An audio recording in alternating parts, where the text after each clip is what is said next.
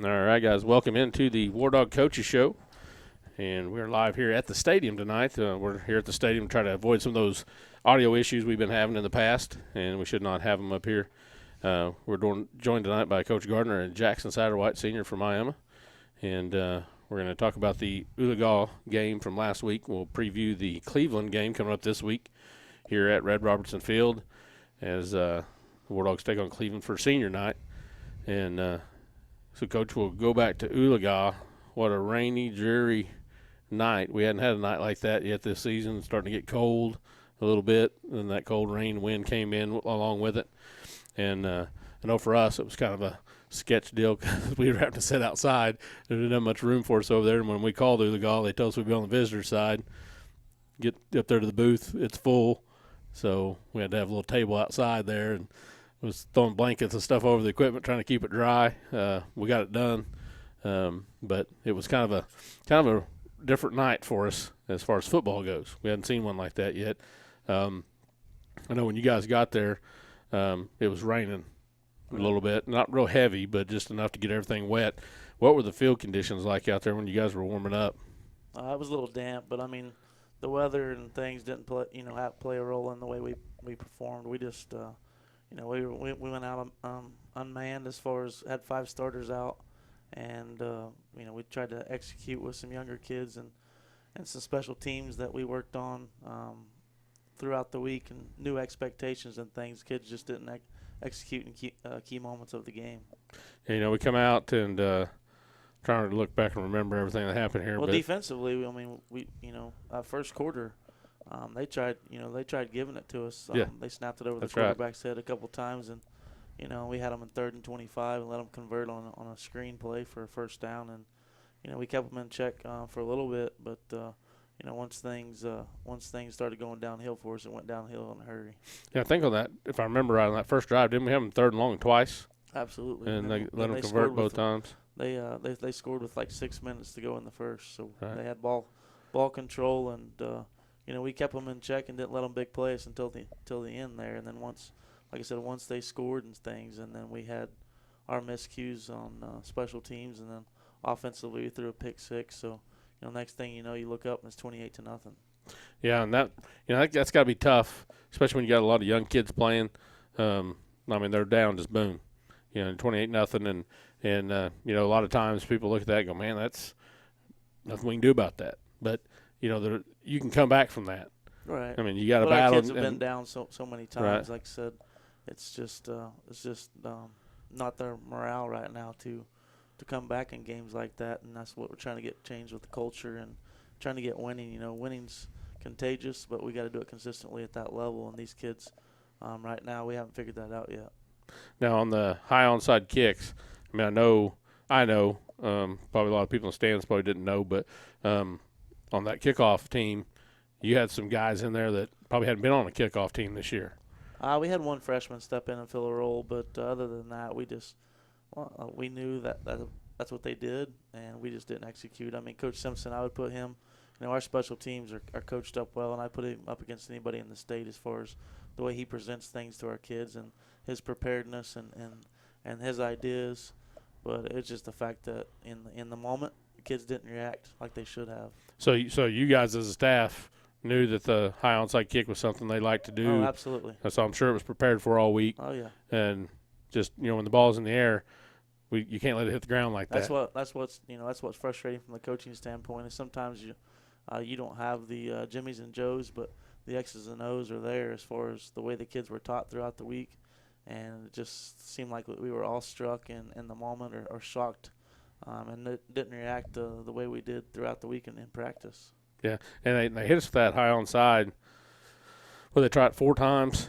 Yep. They got it twice. We got it twice. Is that right? 50-50 deal. Yeah, and that's not good. No, it's not. So we go into halftime down 37-0. 37. Is that one? Did the safety happen in the first half? I believe so. And that's what made them to 37, right?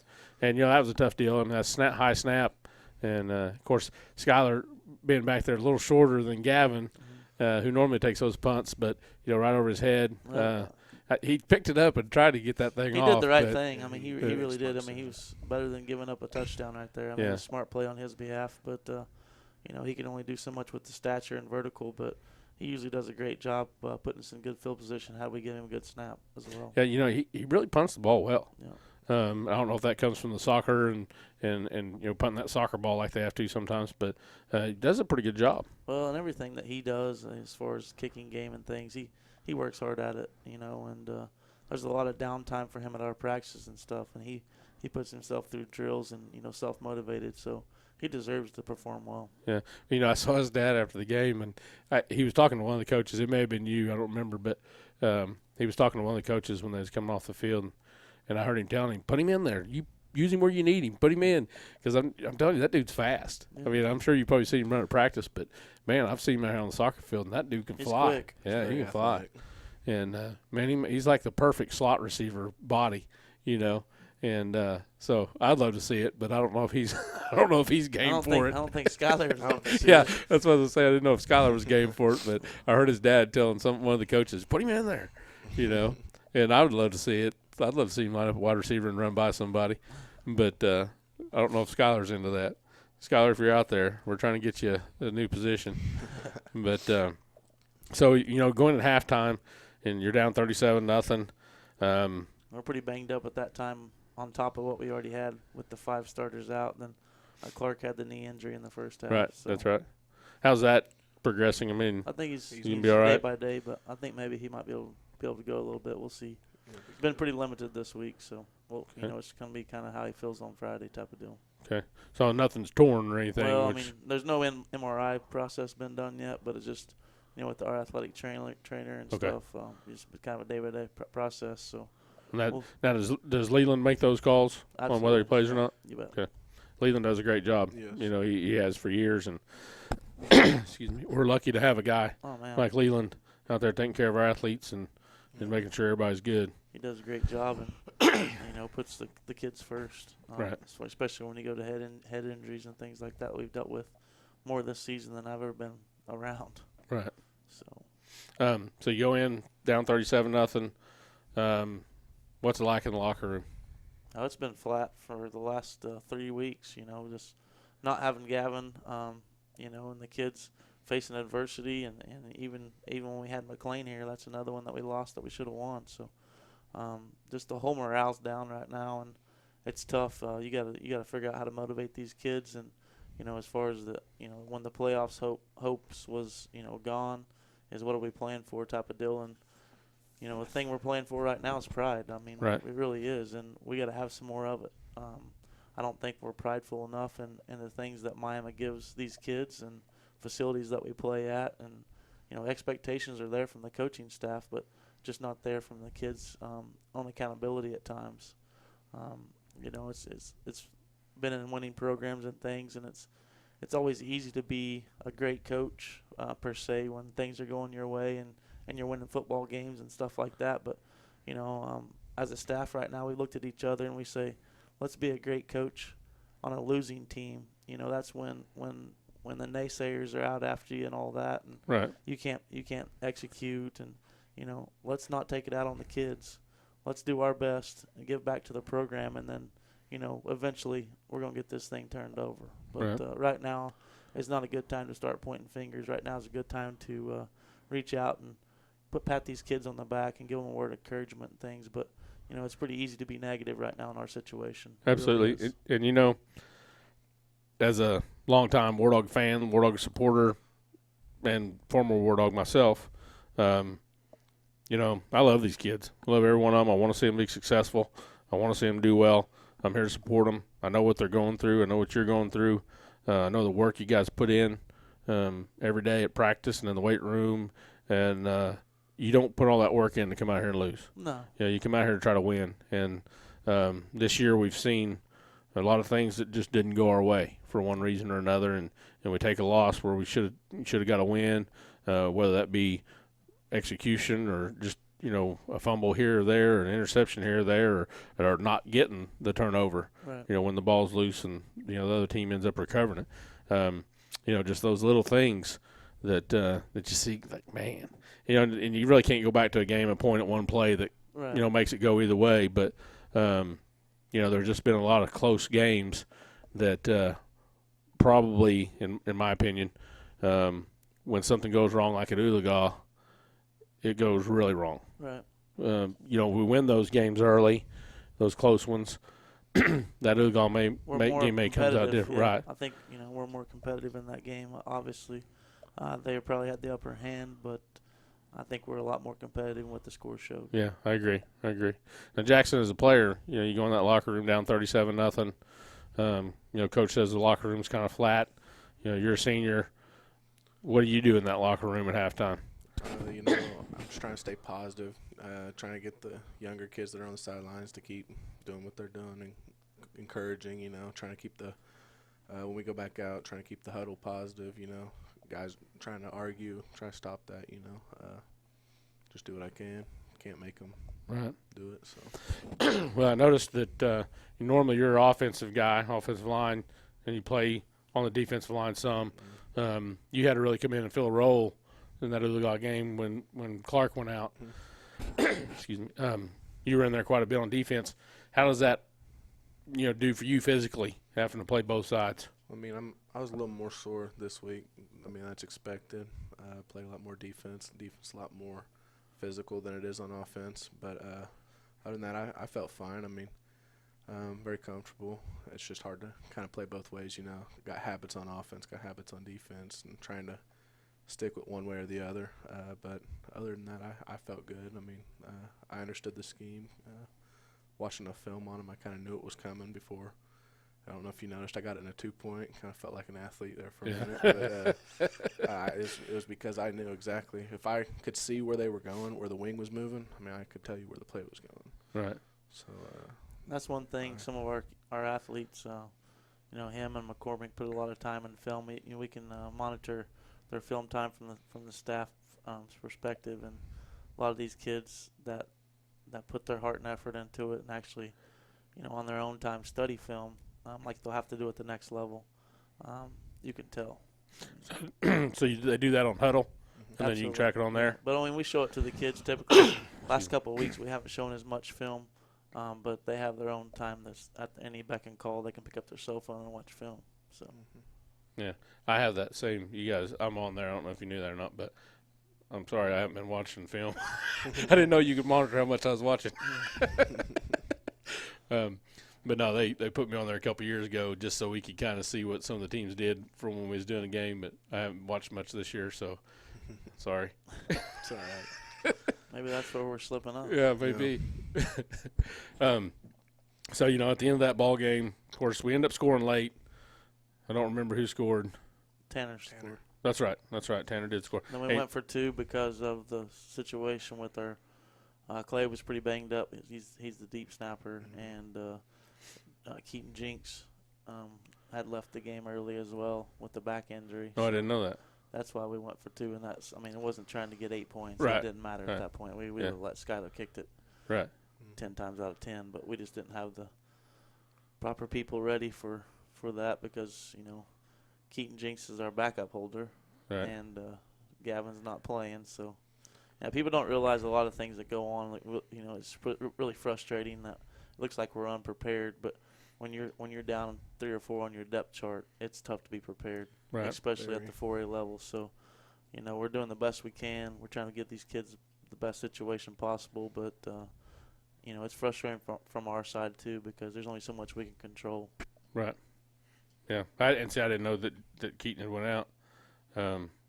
That's another tough loss. Is he doing better this week, or have you heard? He's been pretty tender. So he's been practicing at all? Participating, but he's been pretty limited on contact.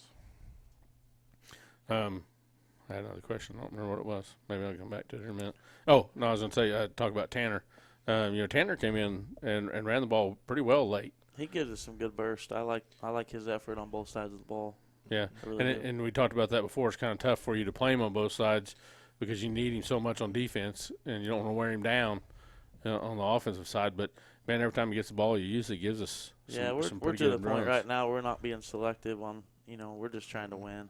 We're just trying to be as competitive as we can. So we're not You know, we're not necessarily sacrificing a kid here or there, but if they're going to give us a better opportunity, we're going to give them the minutes. Right. So Again, that game didn't turn out like we wanted. Of course, we did stay fighting and get a late score and get on the board. That's got to give you a little bit of, reward at the end. Did you get some kids in late that you wanted to see what they could do, or? I mean, we're having to do that early in the game right now. Yeah, that's so, true. I mean, That's true.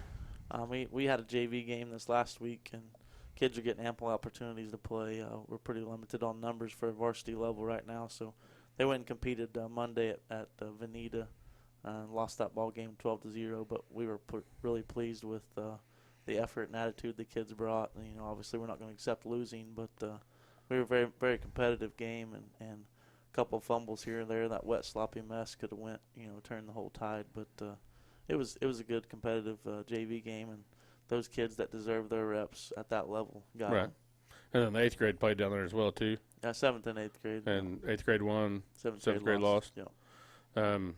But you still really like what's going on with those two down there, right? Oh, absolutely. Yeah, those two groups together, we get them up here at the high school level, and we should be doing some things. Now we'll move on to Cleveland. And last week while we were playing Oologah, Grove was at Cleveland. Grove beats Cleveland 20-14, I believe. 2017. 2017. Last And- field goal. And I believe that was a pretty sloppy mess down there as well, because Cleveland has grass and all that rain we had. It looked, from what I could see, like it was pretty sloppy down there as well. So that kind of changes some ball games sometimes. Isn't that correct? Oh, yeah, definitely. And so we got Cleveland coming town this week for senior night here at Red Robertson Field. What do we expect to see out of Cleveland? I mean, they still have all their aspirations of postseason play right in front of them. So they got they're trying to win out. It's a big deal for them, and our kids have to respond and try to win a district game. Right now we're 0-for in the district. Typically McLean's a win, in the past, and we didn't get that done this year, and so we hope that our kids are hungry just to get a district win. I mean, we got something to play for. We talked about pride earlier, and that's got to be a prideful thing. Is they're these kids' last time to perform here at home, and leave here with a good taste in your mouth. Yeah, and like I said, for some of these kids, Jackson being one, who grew up playing on this field, and this could quite possibly be your last time to play on this field. And it will be, unless you end up going to NEO. But other than that, I mean, it'd be the last time in a War Dog uniform for sure to play on this field. And I know you'd sure like to come out of here with a win. Oh, yes, for sure. I mean everything, I mean, that's the last thing you're going to remember every time you come up here. Right. Whenever I'm your guys' age, if I come up here, I'm going to remember, hey, we beat Cleveland. Yeah. Yeah. So. Well, when I played out here, it was grass still. It had a big old high crown. The thing had a huge crown on it. But so Cleveland like to run the ball, throw the ball. They're They about, both. they stay pretty efficient passer on. Their quarterback does a good job. Have a good offensive scheme. They run multiple sets and things at you, but I mean they're highly competitive when they want to be, and they keep you on your toes guessing as far as. But like you said, it's not supposed to be necessarily wet, but it's definitely cooler temperatures and things, and that kind of affects some of your play calling and things, your execution. So, we can only control what we can, and we just scheme them as far as what they've shown us on film, and hopefully put ourselves in the best situation possible. Is this the same quarterback they had last year? Yes, he played a little bit as a sophomore, but they had that a really good receiver that graduated that gave us a lot of problems on the deep ball. Yeah, I was gonna say I remember last year they beat us deep a couple times and pulled that one out over us. But so they're kind of a 50-50 team. What kind of running game do they have? a lot of similarities to ours. Yes, yeah. Inside, outside zone, some counter. Some counter. So the quarterback, can he really run, or Yeah, he's pretty He's a good athlete. dual threat guy. so he'll read that and keep it sometimes? Did they just have a single back, or they run a wing or anything? Multiple sets, They run some bunch sets and some wing. They have a good versatile kid that they like to put a little bit everywhere. But he hurt us a little bit last year as well. Kind of a thicker, bigger kid. Okay. Now, as far as for us, Gavin Payton back this week. Gavin's back this week. I kind of thought he was, because when we were going on that hunt Monday, his dad was on the phone trying to talk to the doctor and make sure the doctor was getting the note there. And, Right. and I was pretty sure that he was going to be. Glad to have him back, but we're still pretty thin. Having to move Jinx Carson. That's been at the quarterback position. He'll back Gavin up, but he's gonna have to start at some receiver for some injuries and some other reasons why kids can't play this week. So grades and things like that. I heard Burris was going to be back this week. Is that a no? No. What else we have out? Gabe was out. Is he still out? He's day by day. Day by day. Revis was He's out back. at safety. Back. He's back. And BB's out. BB's still out. Kamumo's out. Okamuma's out. I didn't know he was out. Now, how was Clay McCormick? He was, boy, at that Aligall game, he was limping pretty hard. You're not going to Pushing keep him off through the it. field No. unless he knocks himself out again. He'll be out there one-legged or two-legged, but he's been pretty tender this week as well. But it was just an ankle injury. Yeah, that's what it looked like. But boy, he was making himself go in there. Yeah, I he was mean, toughing it out. and you know, you gotta love a kid like that. That he wasn't doing it for me, and he wasn't doing it for you. He was doing it for him. Yeah, he's doing And it for them the other team, kids, the you right know. reasons. Yeah, and you gotta love a kid like that. That even though he's hurting, he's gonna keep going out there and keep laying it on the line. And you know, You never doubt his effort. there was lots of times that I wasn't sure if he was going to get up because he was trying to get up, and that ankle just wasn't wanting to work with him, and he'd find a way to get up and keep going. And you gotta love the toughness of a kid like that. Thank goodness he gets after his mom. So Jackson is again senior night coming up. Have you seniors got together and talked at all about this last game and what it's going to feel like to go out here for the last time? No, we haven't, but that might prompt me to start something. Yeah. That'd be a good idea. Might have a little get together, just talk a little bit, kind of bond, get hopefully some umph in our step this week. Come out with a win, hopefully. So Yeah. I think our schemes are going to work. I like what we've got going in this week. So And I always, whenever it was senior night as a underclassman, I always wanted to give that just a little bit more for those guys that were leaving because, a lot of those younger guys learn from you guys. And hopefully that's the mindset of our younger guys is, hey, we want these guys to go out and win. Right. We want these guys to win in front of the home crowd and send them out on a positive note here, Of course, we're going to have a tough one next week at Bristow, but, we got to focus this week, get this one on senior night, and then take care of Bristow the next week. But sure would be nice for you guys to get that win on this last senior night here on Red Robertson Field. As far as a team, obviously we have our goals and try to attack things, but Jack's still entertaining a lot of things individually too. So him not having a junior season and things, he's still trying to put some good film out there as well to try to get in the recruiting phase of his next step in his career. So he's definitely has some self-motivation along the side of just wanting to be a War Dog and win. Right. He has bigger aspirations as well. So And congratulations, by the way, on your offer, First Division I offer from Alcorn. thank you. And I'm not sure exactly where Alcorn is. It's in Lorimer, Mississippi. Wow.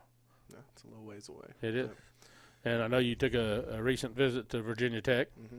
and I hear you enjoyed that a lot. It was awesome. You saw a heck of a ball game. Oh, it Was it was 6 overtimes? phenomenal, yes, Yeah. it was awesome. You got to Very hear the exciting. enter the Sandman. Oh, it was. So how did that visit go for you? Oh, it was. I mean, it was awesome. Couldn't ask for a better game, of course, like you said. Enter Sandman, that entrance. I mean, if that doesn't get your blood flowing, there's something wrong with you. I mean, it had me getting goosebumps, and no, it went really good. Got to see all the facilities. I mean, it's top notch. And they're getting it turned around. I mean, they got it going on. So, do you expect something coming from there? It's hard You to guys say. been So, in I mean, contact and stuff? And Yeah, I've been in communication with Coach Vance Weiss, their line coach. Right. So we'll see what comes. Stay in touch. So. now, has anybody else been in contact? A couple other schools. I go to Oklahoma State this weekend for a visit, an unofficial, and then the weekend after, go to Southern Miss Okay. for an unofficial. And they seem pretty interested, so we'll see what happens. Southern Miss is in Hattiesburg, Hattiesburg. Mississippi. They're big school. They're Okay. good football program. So you're going to Oklahoma State this weekend. Following weekend, you're going to Southern Miss. And then we haven't put it for sure, but we're planning on going to an OU visit soon. So Yeah. that's for you. How's your dad going to like that? Oh, he's happy to see me out, get some attention, and he's happy wherever I go. Yeah. I mean, Yeah, I think your dad, didn't he have an offer from OU as well? he did. Yeah. That was one of his official visits Right. out of high school. So Yeah. Now, I was going to ask you earlier when we was talking about you playing both sides. Mhm. Do you like one side of the ball better than the other? I mean, just prefer, like for your future? well, for my future, of course, I like offense a lot better. I mean, that's where I'm gonna be at the next level. But personally, I like defense better. It's a Right. lot more physical. I'm not, of course, I don't feel like I'm near as talented on that side of the ball, but I don't know. It's something about going and hitting somebody. Right. That, that's why you play football. I mean, Right. it's fun when you hit somebody as hard as you can. So. Right. Now, Dad played He can defense. he can do that on the offensive side too. If he'll Well, just do it sometimes. You know what I'm saying? Well, I've seen him pancake a few guys. When I do that, though, they call it holding. Yeah, they do. So, Yeah, and I'm like, what are you talking about? I mean, I'm screaming from up here. I seen you pancake a guy, and they throw a flag on you. I'm like, he did exactly what he was supposed to do. yeah, You want him to pancake a guy, and they throw a holding flag on you. yeah, they I don't. can't remember where one of them was at. It may have been here. There was one that, I mean, you blocked this guy perfectly, put him on his back, and then out comes the flag, and I'm like, you got to be kidding me.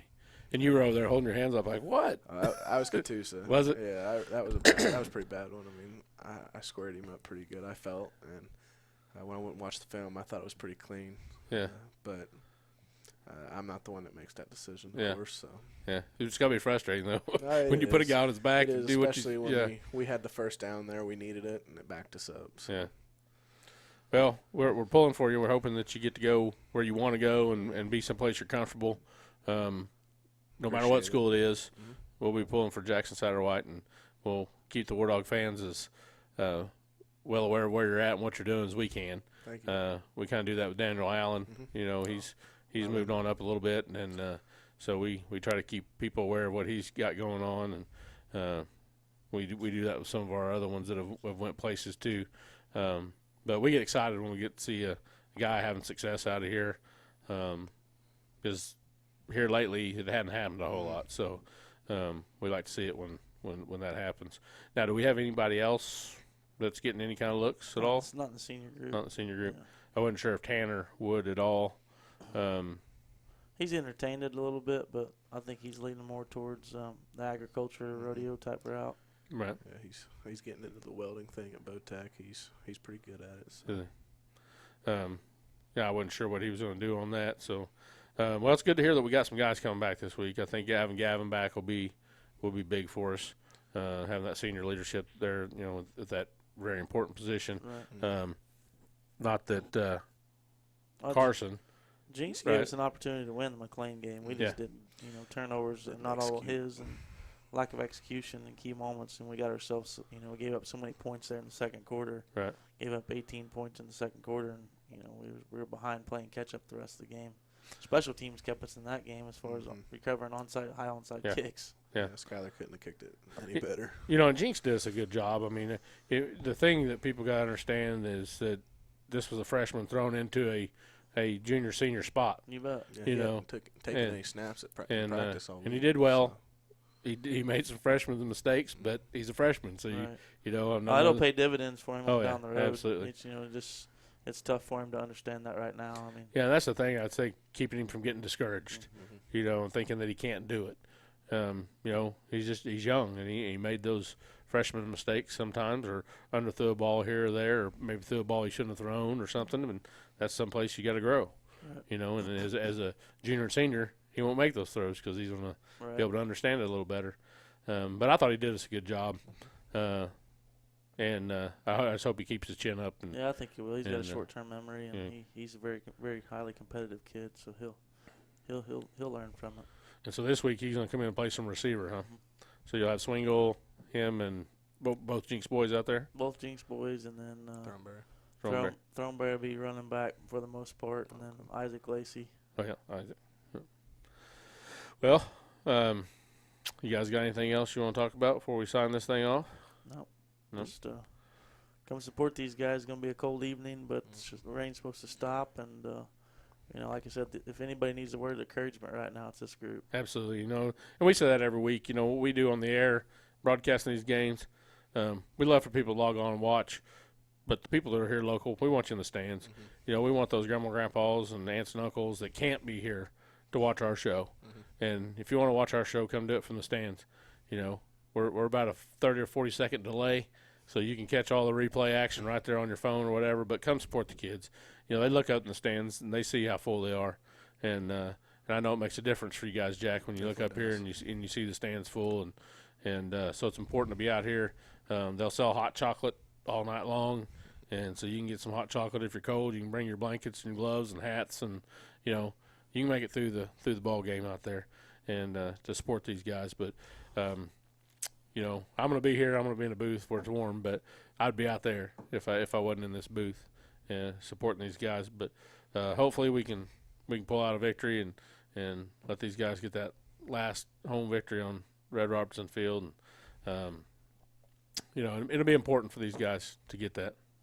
So It's important for us just to Definitely. go back compete. I mean, we have to give ourselves an opportunity. Yeah. Jack, me and Coach have talked about this several times on the show.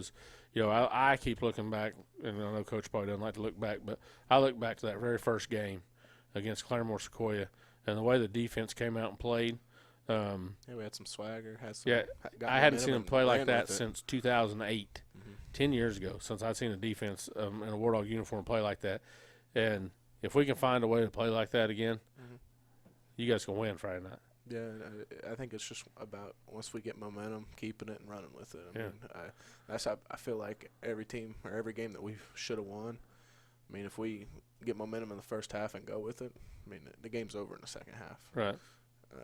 But we just didn't get it done. So Well, we'll be pulling for you guys. If you if for some reason you can't be here, log on and watch us here on WarDogSports.com.